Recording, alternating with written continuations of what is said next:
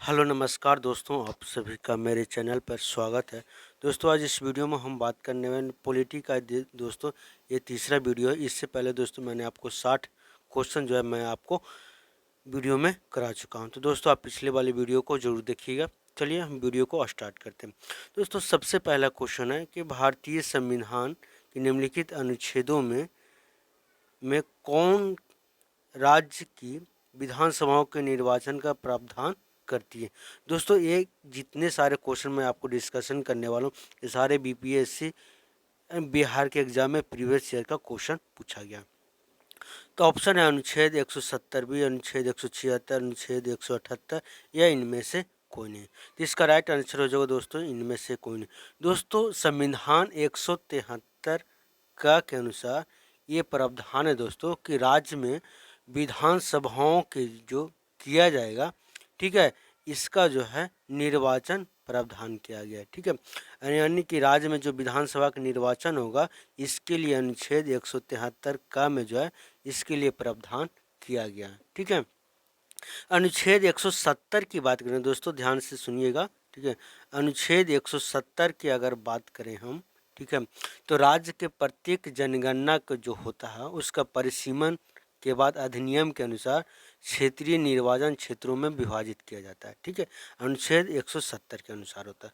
लेकिन अनुच्छेद वहीं 82 के अनुसार ध्यान दीजिएगा कि अनुच्छेद 82 के अनुसार प्रत्येक जनगणना के बाद भारत में संसद के द्वारा एक परिसीमन अधिनियम लागू किया जाता है। ठीक है, तो इसको आपको ध्यान देना है कि अनुच्छेद 170, अनुच्छेद 82 ये सब आपको याद रखना होगा। चलिए नेक्स्ट क्वेश्चन है 62 नंबर क्वेश्चन कि राज्यों में मनी बिल प्रस्तुत किया जा सकता है। ऑप्शन है दोनों सदनों में, या दोनों सदनों में परस्पर एक साथ, या केवल विधानसभा में, या केवल उच्च सदन में। दोस्तों ध्यान रखिएगा, अगर अगर किसी राज्य में कोई भी राज्य हो, भारत के 28-29 राज्य हैं, उसमें जो है विधानसभा में जो है मनी बिल को प्रस्तुत किया जाता है, केवल विधानसभा में। ठीक है, इसको याद रखें। जब संसद की बात आएगी तो वहाँ पर जो है दोस्तों क्या किया जाएगा, सिर्फ जो है लोकसभा में पेश किया जाएगा, राज्यसभा में नहीं, केवल लोकसभा में। और यहाँ पर दोस्तों बात करेंगे तो विधानसभा का विधान परिषद में नहीं होगा। ठीक है, केवल विधानसभा, राज्यों की बात होगी तो। ठीक है, चलिए नेक्स्ट क्वेश्चन क्या कह रहा है 63 नंबर कि मंत्रिमंडल संघीय की बैठक की अध्यक्षता कौन करता है।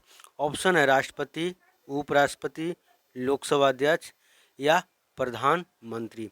इसका राइट आंसर हो जाएगा दोस्तों 63 का डी, मंत्रिमंडल का बैठक की अध्यक्षता कौन करता, प्रधानमंत्री करता। दोस्तों आप पेपर में भी ध्यान से पढ़ते होंगे, न्यूज़ में भी देता है कि मंत्रिमंडलीय संघीय के बैठक की अध्यक्षता भारत के प्रधानमंत्री करते हैं। चलिए नेक्स्ट क्वेश्चन है 64 नंबर क्वेश्चन क्या कह रहा है कि मंत्रिपरिषद व्यक्तिगत रूप से किसके प्रति उत्तरदायी होते हैं। मंत्रिपरिषद, ठीक है, मंत्रिमंडल अलग होता है दोस्तों और मंत्रिपरिषद अलग होता है। ठीक है, तो इसमें जो क्वेश्चन पूछा गया मंत्रिपरिषद, तो इस ऑप्शन है भारत के राष्ट्रपति के प्रति, प्रधानमंत्री के प्रति, या लोकसभा अध्यक्ष के प्रति, या संसद के प्रति। ठीक है, तो इसका राइट आंसर हो जाएगा राष्ट्रपति। ध्यान से देखिएगा, राष्ट्रपति के जो प्रति होते हैं ठीक है वो मंत्रिपरिषद के प्रति उत्तरदायी होते हैं। ठीक है, वहीं दोस्तों मंत्रिमंडल किसके प्रति उत्तरदायी होते हैं, तो प्रधानमंत्री के प्रति उत्तरदायी होते हैं। इसको आपको याद रखना है। ठीक है, चलिए नेक्स्ट क्वेश्चन क्या कह रहा है 65 नंबर कि देश में पहली बार राष्ट्रीय आपातकाल की घोषणा कब की गई थी। पहली बार राष्ट्रीय आपात की घोषणा कब की गई थी, बीपीएससी का बहुत इंपॉर्टेंट क्वेश्चन है। ठीक है, ऑप्शन है 26 अक्टूबर 1962, 4 सितंबर 1962, 5 नवंबर 1962 या 16 दिसंबर 1962। इसका राइट आंसर हो जाएगा दोस्तों 26 अक्टूबर 1962 को भारत और चीन के युद्ध के दौरान दोस्तों भारत में पहली बार राष्ट्रीय आपातकाल की घोषणा की गई थी। चलिए नेक्स्ट क्वेश्चन है 66 नंबर क्वेश्चन। 66 कह रहा है कि भारतीय साम्यवादी दल का विभाजन दो दल सीपीआई और CPIM किस वर्ष में हुआ था? दोनों दल का विभाजन जो है किस वर्ष हुआ था? ठीक है, ऑप्शन 1962, 1964, 1966 या 1969। ठीक है, तो इसका राइट आंसर हो जाएगा दोस्तों 1964। 1964 में जो है CPI और CPIM की गठन के दोनों का विभाजन हुआ था। चलिए नेक्स्ट क्वेश्चन है, 67 नंबर। 67 नंबर दोस्तों बहुत इंपॉर्टेंट क्वेश्चन है कि भारतीय राष्ट्रीय कांग्रेस का चुनाव चिन्ह क्या है? कमल है, चक्र है, पंजा है या मशाल है? तो भारतीय राष्ट्रीय कांग्रेस की चुनाव चिन्ह जो है दोस्तों पंजा, यानी कि जो हाथ वाले जो पंजा होते हैं वो भारतीय राष्ट्रीय कांग्रेस का चुनाव चिन्ह। भारतीय राष्ट्रीय कांग्रेस की स्थापना की बात करेंगे दोस्तों तो 28 दिसंबर, ठीक है, 1885 में हुआ था। 1885 में थे। इसके महासचिव जो थे दोस्तों A.O. ह्यूम थे। महासचिव कौन थे? A.O. ह्यूम। अध्यक्ष की बात करेंगे तो अध्यक्ष जो है व्योम चंद्र बनर्जी थे। ठीक है, इसको याद रखिएगा। चलिए और दोस्तों इसमें मुख्य पॉइंट है कि भारतीय राष्ट्रीय कांग्रेस की स्थापना जो है कहाँ हुआ था? तो मुंबई में हुआ था। मुंबई में हुआ था। जगह की नाम बात करेंगे दोस्तों, किस जगह पर हुआ था? तो गोकुलदास, याद रखिएगा, गोकुलदास तेजपाल संस्कृत यूनिवर्सिटी। ठीक है, इसको याद रखिएगा, बेहद ही important question. Gokuldas Tejpal Sanskrit university में जो है भारतीय राष्ट्रीय कांग्रेस की स्थापना हुआ था। ठीक है, चलिए नेक्स्ट क्वेश्चन है 68 नंबर क्वेश्चन कि राष्ट्रपति ने तीसरी बार राष्ट्रीय आपातकाल की घोषणा कब की थी? ठीक है, ऑप्शन है 26 अगस्त 1962, 3 दिसंबर 1971 या 26 जून 1975 या 27 मार्च 1977। ठीक है, तो इसका राइट आंसर हो जाएगा दोस्तों ऑप्शन नंबर सी, 26 जून 1975 को जो है भारत के राष्ट्रपति ने तीसरी बार राष्ट्रीय आपातकाल की घोषणा की थी। चलिए नेक्स्ट क्वेश्चन है 69 नंबर क्वेश्चन। 69 नंबर क्या कह रहा है कि संघीय मंत्रिपरिषद के मंत्री उत्तरदायी होते हैं।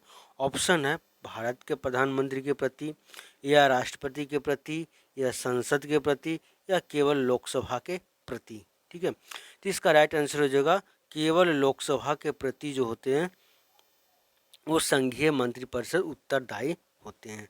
अब मंत्रिमंडल की बात करेगा दोस्तों तो क्या हो जाएगा? प्रधानमंत्री के प्रति। लेकिन यहाँ पर ध्यान दीजिएगा मंत्रिपरिषद है, संघीय मंत्रिपरिषद है तो लोकसभा के प्रति हो जाएगा। ठीक है, चलिए नेक्स्ट क्वेश्चन। नेक्स्ट क्वेश्चन क्या कह रहा है 70 नंबर क्वेश्चन कि संविधान की 8वीं अनुसूची में सम्मिलित भाषाओं में निम्नलिखित में से कौन सी भाषा सबसे अधिक बोले जाने वाली है? ठीक है, ऑप्शन के अनुसार दोस्तों इसका राइट आंसर हो जाएगा, क्या हो जाएगा? ऑप्शन नंबर ए, बांग्ला जो है सबसे ज़्यादा जो है 8वीं अनुसूची के में जो शामिल भाषाएं हैं उसमें बांग्ला जो है सबसे ज़्यादा भाषा बोले जाने वाली है। बांग्ला जो है वो पश्चिम बंगाल में बोला जाता है। ठीक है, इसको याद रखिए, पश्चिम बंगाल में सबसे ज़्यादा बोला जाता है। चलिए next question 71 number. Next question बहुत इंपॉर्टेंट क्वेश्चन दोस्तों, ये किसी न किसी एग्जाम में आपको देखने को जरूर मिलेगा। ठीक है, कि दल बदल निरोधक कानून किस संविधान संशोधन विधेयक से संबंधित है? दल बदल विधेयक। ठीक है, ऑप्शन 91, 52, 53 या 54। ठीक है, तो दल बदल को जो प्रवृत्ति जो है दोस्तों ये संविधान के 92 संविधान संशोधन में जो है 92 संविधान संशोधन 1952 में हुआ था। ठीक है, इसको याद रखिएगा। और जो है दोस्तों ये 10वें संविधान संशोधन में इसको किया गया था। संविधान संशोधन की बात करेंगे तो 10वें अनुसूची, सॉरी दोस्तों 10वें अनुसूची में जो है 52 संविधान संशोधन 1952 में इसको लागू किया गया था। चलिए नेक्स्ट क्वेश्चन है 72 नंबर। 72 नंबर क्वेश्चन क्या कह रहा है कि वह संवैधानिक संशोधन कौन सा है कि जिसके द्वारा राजनीतिक दल बदल पर प्रतिबंध लगाया था? मैंने अभी इस क्वेश्चन को डिस्कशन किया कि 52 संविधान संशोधन के तहत जो है दल बदल की प्रवृत्ति जो है वो प्रतिबंध लगाया गया था। और याद रखिएगा दोस्तों 10वीं अनुसूची में ये आपको लिखा हुआ है। चलिए नेक्स्ट क्वेश्चन है 73 नंबर क्वेश्चन क्या कर रहा है कि भारतीय संविधान में कितने क्षेत्रीय भाषाएं के रूप में मान्यता दी गई है। तो भारत में जो है क्षेत्रीय भाषाएं की मान्यता जो दिया गया वो अभी वर्तमान की बात करेंगे दोस्तों, और इसमें ऑप्शन कोई भी नहीं दोस्तों, वर्तमान की बात करेंगे दोस्तों तो क्षेत्रीय भाषा जो है आपका जो है 22 है। ठीक है, इसको याद रखिएगा। कितने हैं? 22 है। क्षेत्रीय भाषा की संख्या कितनी है? 22 है, जो आपको 8वीं अनुसूची में जो है आपको दिया गया है। ठीक है, 8वीं अनुसूची में लिखा हुआ। शास्त्रीय भाषा की बात करेंगे दोस्तों, याद रखिएगा शास्त्रीय भाषा जो होगा वो शास्त्रीय भाषा कितना होंगे? 6 होंगे।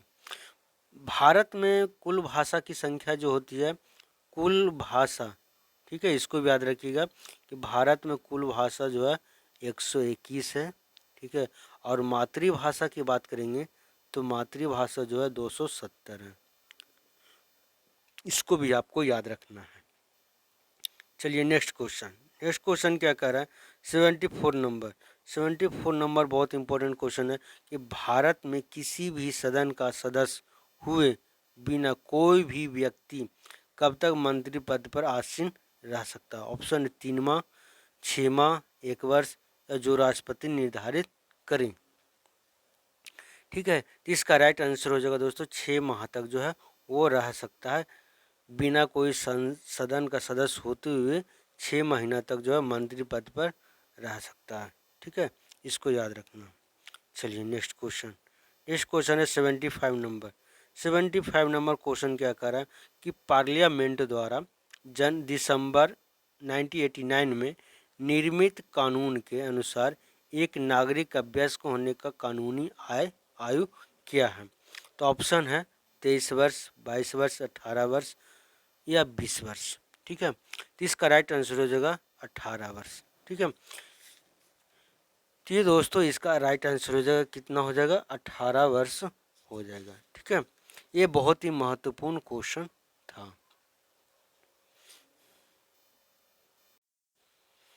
दोस्तों इसमें बात करेंगे कि दिसंबर, ठीक है, 9 दिसंबर, इसको याद रखिएगा 9 दिसंबर 1988 ईस्वी को यहाँ पर दोस्तों दिसंबर 1989 यानी साल भर के बाद जो है दोस्तों इसको क्या कर दिया गया था? लागू कर दिया गया था। लेकिन संशोधन की बात करेंगे दोस्तों तो 61वें संविधान संशोधन, ध्यान दीजिएगा 61वें संविधान संशोधन के द्वारा जो है 21 वर्ष से घटाकर 18 वर्ष कर दिया गया था।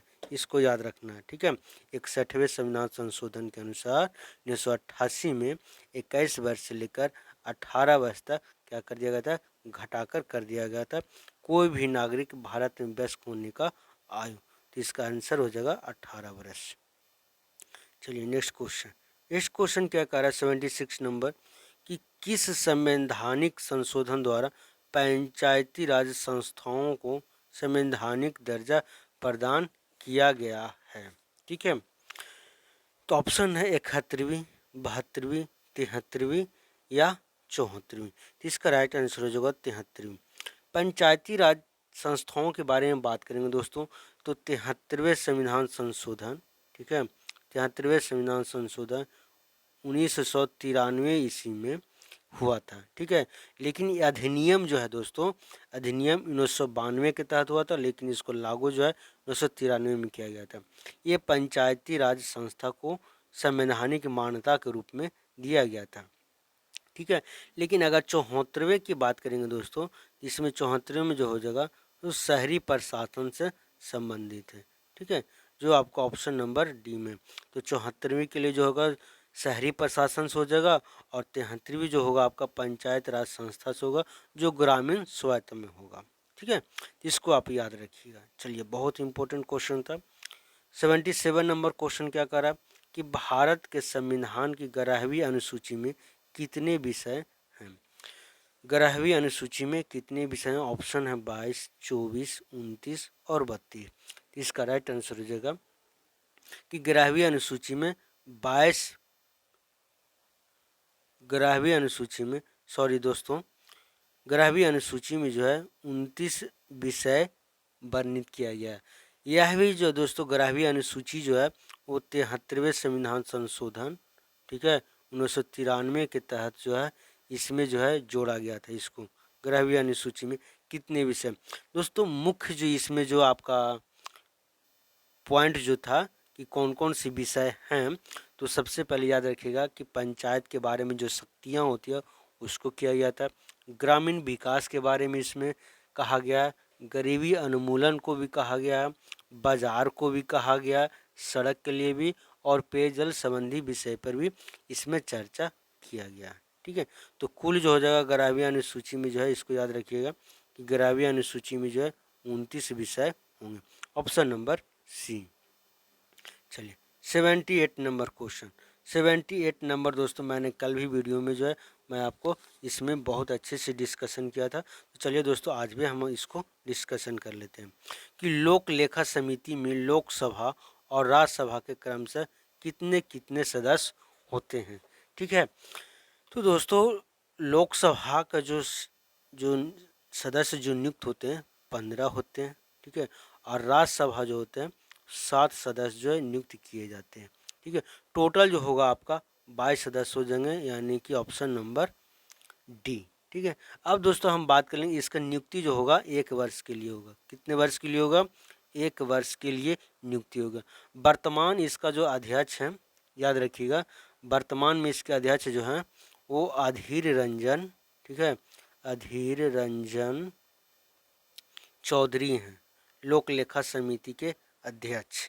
ठीक है, इसको याद रखिएगा। चलिए 79 नंबर क्वेश्चन बहुत इंपॉर्टेंट क्वेश्चन है कि भारत के किस राज्य में महिला मुख्यमंत्री कभी नहीं बनी है।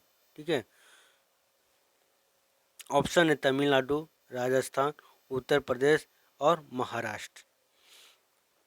जिसका राइट आंसर हो जाएगा दोस्तों महाराष्ट्र। महाराष्ट्र में जो है कभी भी आज तक जो है महिला मुख्यमंत्री नहीं बनी है। तमिलनाडु की जो बनी थी जयललिता बनी थी।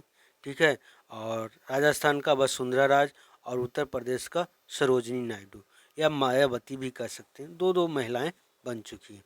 लेकिन महाराष्ट्र में दोस्तों जो है क्या है कि कभी भी महिला मुख्यमंत्री नहीं बनी है। चलिए नेक्स्ट क्वेश्चन 80 नंबर क्वेश्चन क्या कह रहा है, ये भी इम्पोर्टेंट क्वेश्चन है दोस्तों। ठीक है, कि Chhattisgarh, option number question number है दोस्तों 80 नंबर कि छत्तीसगढ़ उच्च न्यायालय की स्थापना कहाँ स्थित है और कब हुआ था। चलिए हम आपको एक्स्ट्रा बता देते हैं कि छत्तीसगढ़ उच्च न्यायालय की स्थापना जो हुआ था बिलासपुर में हुआ था। ठीक है, बिलासपुर में 1 नवंबर 2020 को हुआ था। ठीक है, 1 नवंबर 2020 को छत्तीसगढ़ उच्च न्यायालय की स्थापना हुआ था। और उत्तराखंड की दोस्तों याद रखिएगा, उत्तराखंड में जो है ठीक जो है 8वें दिन, यानी कि इसमें 8 ऐड कर दीजिएगा तो 9 नवंबर 2000 को क्या हुआ था, उत्तराखंड में जो है इसको उच्च न्यायालय की स्थापना हुआ था। चलिए नेक्स्ट क्वेश्चन है 81 नंबर क्वेश्चन कि भारत के किसी राज्य के विधानसभा में अधिकतम कितने सदस्य हो सकते हैं। ठीक है, भारत के किसी राज्य के विधानसभा में अधिकतम कितने सदस्य हो सकते हैं, तो 500 सदस्य हो सकते हैं। वर्ष जो है 2026 तक। ठीक है, इसको याद रखिएगा, अधिकतम कितने सदस्य हो सकते हैं, 500 तक हो सकते हैं। चलिए 82 नंबर क्वेश्चन क्या कह रहा है, 82 नंबर भी बहुत इंपॉर्टेंट क्वेश्चन है कि 8वें परिविष्ट का मतलब हुआ दोस्तों किससे संबंधित, तो बोल रहा है कि 8वीं अनुसूची क्या है। तो 8वीं अनुसूची जो है दोस्तों मैंने आपको बताया था पिछले वाले क्वेश्चन में कि 8वीं अनुसूची जो है भाषा से संबंधित है। ठीक है, चलिए नेक्स्ट क्वेश्चन 83 नंबर कि भारतीय राष्ट्रीय कांग्रेस की गठन किस वर्ष हुआ था। पिछले वाले क्वेश्चन में डिस्कशन किया है कि भारतीय राष्ट्रीय कांग्रेस की स्थापना जो है 28 दिसंबर 1885 को हुआ था। ठीक है, इसके महासचिव कौन थे, ए.ओ. ह्यूम। ठीक है, और अध्यक्ष जो थे व्योम चंद्र बनर्जी, और इसका स्थापना जो हुआ था बम्बई में हुआ था, गोकुल दास तेजपाल संस्कृत यूनिवर्सिटी में राष्ट्रीय कांग्रेस की स्थापना हुआ था 1885 85 ईस्वी में, ऑप्शन नंबर ए। चलिए 84 नंबर क्वेश्चन क्या कह रहा है कि देश में दूसरी बार राष्ट्रीय आपातकाल की घोषणा कब किया गया था। ठीक है, तो इसका राइट आंसर हो जाएगा दोस्तों ऑप्शन नंबर सी, 3 दिसंबर 1971 को जो है दूसरी बार राष्ट्रीय आपातकाल की घोषणा की गई थी। दोस्तों मैंने आपको तीसरी बार वाला भी बता दिया, राष्ट्रीय आपातकाल का घोषणा कब हुआ था, और पहली बार और दूसरी बार ये हो गया। चलिए नेक्स्ट क्वेश्चन 85 नंबर क्वेश्चन क्या कह रहा है कि भारत के संविधान में निम्नलिखित में किस संविधान संशोधन द्वारा यह प्रावधान किया गया है कि चुनाव के बाद किसी अन्य राजनीतिक दल में शामिल होना अवैध माना जाएगा।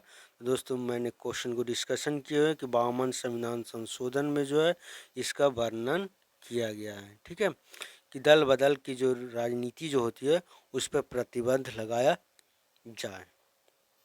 चलिए नेक्स्ट क्वेश्चन 86 नंबर क्वेश्चन क्या कह रहा है कि 73वें संविधान संशोधन के अनुसार संविधान में कौन सी अनुसूची जोड़ी गई है। ठीक है, तो 73वें संविधान संशोधन में जो है दोस्तों इसको याद रखिएगा, ऑप्शन नंबर जो है ऑप्शन 9 भी है, 10 भी है, 11वीं है या 12वीं है। ठीक है, तो इसको याद रखिएगा कि 11वीं को जोड़ा गया 73वें संविधान संशोधन में। ठीक है, चलिए नेक्स्ट क्वेश्चन है 87 नंबर दोस्तों, और आज का लास्ट क्वेश्चन है। ठीक है, छत्तीसगढ़ उच्च न्यायालय की स्थापना कहाँ हुआ था, क्वेश्चन में डिस्कशन कर चुका हूँ, बिलासपुर।